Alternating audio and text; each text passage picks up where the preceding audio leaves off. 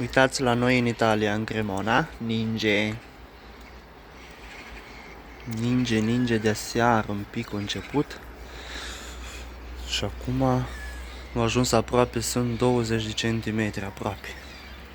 Da, se topește, dar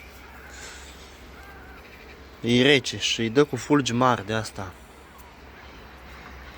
Nu știu cât se poate vedea, dar se vede foarte bine, bănuiesc. Că îi dă cu fulgi mari. Da. Mașinile pe autostradă de-abia merg. Pe autostradă, pe mint, pe tangențială.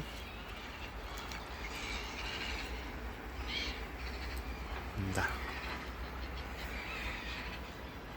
Uitați cât s-a pus și pe balcon. Și pe brăduț, săracul brăduț. Uitați brăduțul. Da, gata, ajunge.